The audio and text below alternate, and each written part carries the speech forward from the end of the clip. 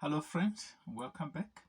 Today we're looking at Genesis 22 from verse 8 and Genesis 23 from the New Living Translation. It reads, verse 8, God will provide a sheep for the burnt offering, my son. Abraham answered, and they both walked on together. 9. When they arrived at the place where God had told him to go, Abraham built an altar and arranged wood on it. Then he tied his son Isaac and laid him on the altar on top of the wood. 10. And Abraham picked up the knife to kill his son as a sacrifice. 11. At that moment, the angel of the Lord called to him from heaven, Abraham, Abraham. Yes, Abraham replied, here I am. 12. Don't lay a hand on the boy, the angel said. Do not hurt him in any way. For now I know that you truly fear God. You have not withheld from me even your son, your only son. 13. Then Abraham looked up and saw a ram caught by its horns in a thicket. So he took the ram and sacrificed it as a burnt offering in place of his son. 14. Abraham named the place Yahweh Yireh, which means the Lord will provide. To this day, people still use this name as a proverb. On the mountain of the Lord, it will be provided. 15. Then the angel of the Lord called again to Abraham from heaven. 16. This is what the Lord says. Because you have obeyed me and have not withheld even your son, your only son, I swear by my own name that 17. I will certainly bless you. I will multiply your descendants beyond number, like the stars in the sky and the sand on the seashore. Your descendants will conquer the cities of their enemies. 18. And through your descendants, all the nations of the earth will be blessed, all because you have obeyed me. 19. Then they returned to the servants and traveled back to Beersheba, where Abraham continued to live. 20. Soon after this, Abraham heard that Milcah, his brother Nahor's wife, had borne Nahor's eight sons. 21. The oldest was named Uz. The next oldest was Baz, followed by Kemuel, the ancestor of Arameans. 22. Kesed, Hazor, Pildash, Lidlap, and Bethuel. 23. Bethuel became the father of Rebekah. In addition to these 8 sons from Milcah, 24. Nahor had 4 other children from his concubine Reumah. Their names were Teba, Gaham, Tahash, and Makkah.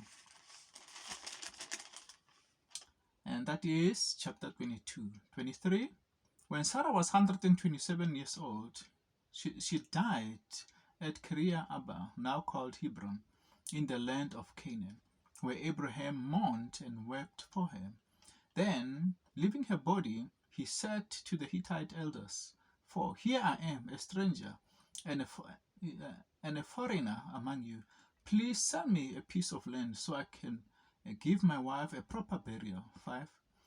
The Hittites replied to Abraham. 6. Listen, my lord, you are an honorable, or you are an honored prince among us. Choose the finest of our tombs and hurry and bury her there. No one here will refuse to help you in this way. 7. Then Abraham bowed low before the Hittites and said, 8. Since you are willing to help me in this way, be so kind as to ask Ephron, the son of Zohar, 9, to let me buy his cave at Machpelah.